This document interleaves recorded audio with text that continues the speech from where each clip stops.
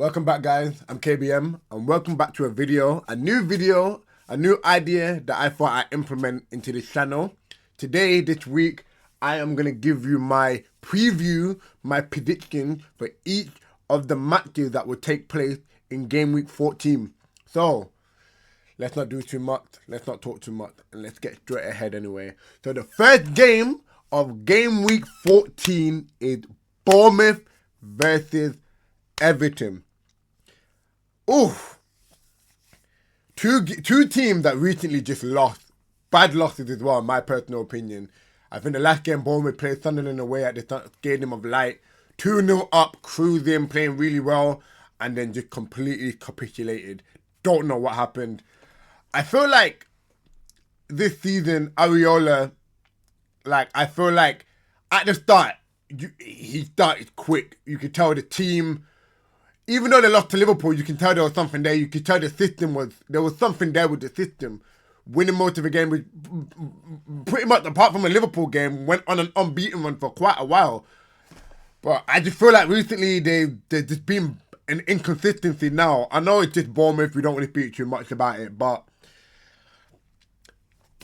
I think after that loss against Sunderland must have really derailed both the players and the manager's confidence. I think obviously you could say that the manager wasn't very happy, wasn't very pleasant after bottling a 2-0 lead to Sunderland. Like, not in good fashion as well. They just completely capitulated. They were the one who had the game in their hand, and they just completely just dropped it. I don't know what happened there. So, but also Everton as well. We can't really say anything too positive about Everton. You would think, that new stadium, Dickinson Stadium, you would think, they would probably bring in some run, do well. They beat Man United with 10 men, so you would think they would be favourites to coming into the game that they played against Newcastle. I wouldn't say favourites, but maybe put up a bit of the fight. But 3-0, 4-0 in the first half? 3-0, 4-0 in the first half. I don't know. Newcastle destroyed them. And I think obviously due to the blunter from Pickford as well, and obviously the Newcastle centre-back I can't pronounce his name, sorry, a brace. I feel like Everton, obviously my rivals, I feel like Everton, they're very up. Sometimes they're up, sometimes they're down, sometimes they're good defensively, sometimes they're just shocking. So I don't really know what to really say for this prediction for the game. I could say maybe, coming into this game, I could say Bournemouth 3-1. I think Bournemouth could be 3-1. I think this could be the game that could allow them to get back on track, bounce back from that terrible loss against Sunderland. So this could be an opportunity for them to seize that opportunity and bring them higher up in the table. I thought, me as a Liverpool fan, sorry to bring it involved, I thought we were playing bad. But apparently, Bournemouth are below us in the table. There's no way Bournemouth are having a worse season than us. Probably drew a lot of games as well. So that probably takes into account, to be fair. So I would say, for my prediction for the Bournemouth versus Everton game, I would say 3-1, yeah. I would say the player that's going to have a good game in this game, I feel like it too coming, but I will say Semenyo will have a good game. I think Semenyo will maybe get a goal or assist. I feel like he'll have a good game. I feel like that at home as well, Bournemouth got the advantage, so I can maybe see something like a little 3-1. Don't see a clean sheet, but I can see it's a bit, I won't say a back and forth game. It will basically lead more toward Bournemouth, but Everton will get that chance, maybe like a corner or something like that, and then probably like a 3-1. Yeah, pretty much that's my prediction for that game.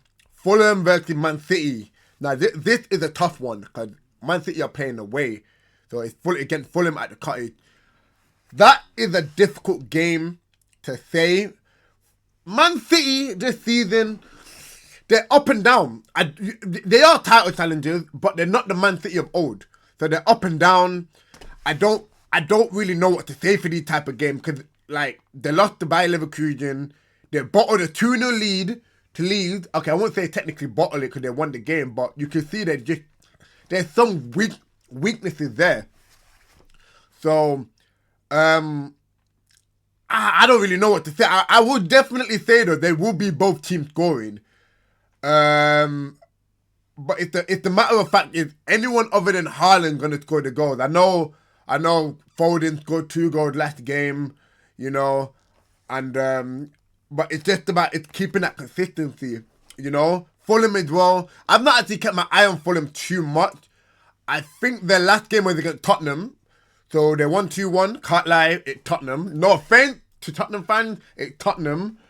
So yeah, I think with the style of play with Fulham, I don't know if there may be trouble with Man City a bit. But again, like I said, it's not the Man City of old.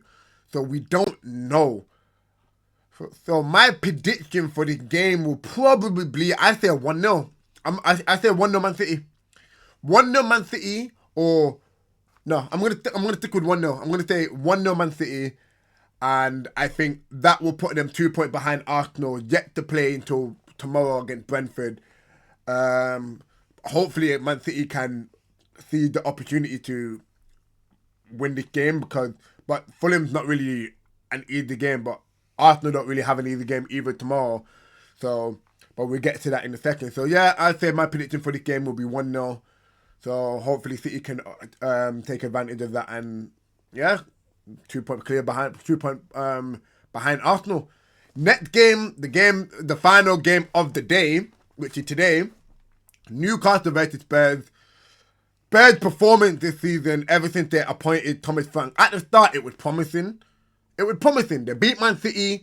They were looking promising. I'm not gonna lie to you. But then since then, oh my goodness. Spurs has been abysmal. Oh my days. I don't know what Thomas Frank's style of play is. I think I see a lot of Tottenham fans are complaining about Spurs, Thomas Frank in style of play, apparently being too passive, no build up in the first phase. Like the midfield three, Polinia, Benkin Kerr, who else do they really complete? It's just the style of play. Like again against Tottenham, they didn't really Fulham, they didn't really have a shot on target in the first half. I assume so, and that was the same thing against Chelsea. Like I feel like Thomas Frank is very passive, but it's very crazy because like it's confusing as well. When they go up against someone like PSG, they give it to them, but when they go up against someone like Chelsea, Arsenal, Newcastle, they get run all over.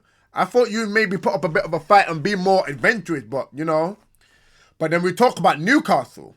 Newcastle just beat Everton 4-1 last game, and I think they're starting to find their way with Voltemedes, Barnes on form right now. I think the team is starting to gel a bit, but it is up and down because they did lose to Marseille last week. It is up and down. There's still no sign of consistency. It's still back and forth. But at St. James Park, Tottenham are away. I would say, I'm going to be bold and say 4-0. I say Newcastle are beating Spurs 4-0. So that's going to be the final game of the day. I say the man of the match I forgot to say the man of the match for the Fulham and Man City game. I don't really know who I say the man of the match of the Fulham and Man City game will be, but I maybe give it to like I said, it's 1-0. So in order for you to get a man of the match in a 1-0 game, you know, you have to really stand out. So I'll probably give it to I don't know for the man of the match. But I say for the Newcastle Spurs game, I go for Harvey Barnes. I think Harvey Barnes will go crazy. I think Harvey Barnes will get 2 goals and he will run riot in that game. Remember I said that. So on to the next day, which is tomorrow, we got Arsenal versus Brentford. The Premier League leaders versus a team that is molded with set piece. So you got a team that is the king of set piece versus a team that is tactically depending on set pieces. Obviously, it's up and down with Brentford, but you get the idea. With the long throws, with the corners, everything. Gonna be a good game. Actually, I take that back. I think it's gonna be a very passive game, but only for Arsenal. I think Arsenal will control that game. I don't see Brentford really doing much against Arsenal. Arsenal are so rock solid. They control the ball well. Like they rarely give it away. I don't see Brentford really hurting them other than like maybe long throws. Arsenal going forward on set pieces are amazing. But defending it, I'm not saying they're bad, but you can hurt them. Because obviously they conceded a goal against Chelsea on Sunday. So the signs are there, especially they lost Gabriel. Saliba's not playing tomorrow, so they don't really have that much height. But they are still physical in terms of defending and attacking the set piece. So I would say for this game, Arsenal will probably win this game, maybe 2-0. I say Eze will score 1, and I say Trossard. Oh, I don't think Trossard will play tomorrow because he's injured. But I say Gyökeres will get the second goal. I say so. Eze and Gyökeres 2-0 Arsenal, and that will obviously be able to allow them to reclaim that 5-point difference between first and second. Brighton versus Aston Villa. Obviously, Brighton did play Nottingham Forest the other day. Dominated. Well, I wouldn't say dominated them, but they did get the win 2-0. Aston Villa beat Wolves the other day 1-0. Don't really have much to say about both teams. I think they're very similar. Although Aston Villa has started off very poorly. I remember there was a stretch where they wasn't really getting much goals. Ollie Watkins still being quiet this season. They wasn't really getting much goals, but they just turned it around. Since then, now they're fourth in the table. This is an opportunity for them to allow them to bounce on that, to capitalize on that type of form. But we know what these kind of teams are like, where they do well, they're on form, and then they just drop off. But who knows? I could be wrong. Brighton as well, they're okay, but Brighton are Brighton. So I would say for this game, it would be, I think it would be 2-1 Aston Villa. 2-1 Aston Villa. I think it will be a very good game. I think Brighton will probably dominate, but I think Aston Villa will take the game. So you got next game, Burnley versus Crystal Palace. Oh, this is a game. I'm joking. Again, Crystal Palace, bottom of the table, not really doing too well, but it's not Crystal Palace. Burnley, sorry, top bottom of the table, not really doing too well. So I don't really have much to say in them. Don't really watch them that much, but Crystal Palace started off very well. A nightmare to us right now. They started really well. They was undefeated. They had a solid system until they lost to Everton. Boom, they just completely just been up and down. They lost to Man United 1-0 up. Boom, I'm not even gonna get into that game, but they're 1-0 up, and they just dropped off. I'm hearing a lot of question about Mateta, about how he does score, but he missed a lot of chances. Like, his conversion rate is terribly low for the amount they create for him. So Crystal Palace fans are not very happy with him at the moment. Obviously as well in terms of the contract as well. Mateta saying basically wants more money, wants more years, but prove it. I know you're going all these goals, but efficiency is what counts. Being clinical is also what counts. So we got to think about that as well. I would say for this game, I say 2-0. 2-0 Crystal Palace. I say the goal scorers. I say defender will score. I say maybe. Actually, I don't think the defender will score. I think. I won't even tell you. I can't even tell you who would score on that one. I'll just say 3-0. Hopefully that could be an opportunity for them to bounce back after a loss against United, which I believe on form they should have won. But yeah, 2-0 to Crystal Palace. Next game, we got Wolves versus Nottingham Forest. Two teams that have been very underwhelming this season, especially Wolves. Bottom of the table, 20th in the league. Got the former manager, I can't remember, of Luton, I can't remember his name. And they lost to Aston Villa 1-0. Nottingham Forest lost to Aston Villa. No, Nottingham Forest lost to Brighton 2-0. Both teams not really on the best of form. Surprisingly, saying that, even though Nottingham Forest, I don't even want to not everything is about us, but this game will be the game of the mid. Can't lie. The game of the mid. But I would probably give it to Nottingham Forest. I would say Nottingham Forest will probably win this game. Maybe 2-1. 2-1 or 2-1. I would say, I could be wrong. Yeah, that's probably my prediction. Not really much to say in this game. The next game I would say It's Leeds United versus Chelsea. Uh, Again, like I mentioned before, just Leeds United being very underwhelming. Daniel Fark, Farke. So I don't know. This is what he does. When he's very good in the championship because he's been very similar with Norwich before. I used to like it. I like his style of play. The German manager, I like his style of play. The way he got Norwich playing when he first came into the Premier League with Norwich, I liked it. But I feel like in the championship, his style of play is more suitable for that league. I feel like when he's coming in now, he needs to adapt. But I think that's what he is trying to do. But maybe I don't know. I've not watched Leeds that much this season. But they've been very underwhelming. Again, they played Man City, brought it back 2-2. Maybe could have clenched for a draw, but obviously lost their head literally 2 minutes before final whistle. So yeah, Chelsea just came off a draw against Arsenal. Played very, very, very well. Caicedo suspended for the game, so I think it might be a midfield trio of Enzo. I heard Enzo Maresca said that Palmer is ready to start, so maybe Palmer in the middle, Enzo, and maybe Reece James in the middle. So I say for this game, obviously considering I feel like Chelsea have been playing very well recently, I say this will be a whitewash 3-0. I say, João Pedro 1, Cole Palmer. No, I don't think Cole Palmer will get a goal, but I say João Pedro 1, Esteval 1, and maybe Enzo with the goal, so 3-0. So we got the final game of the day. We got Liverpool versus Sunderland.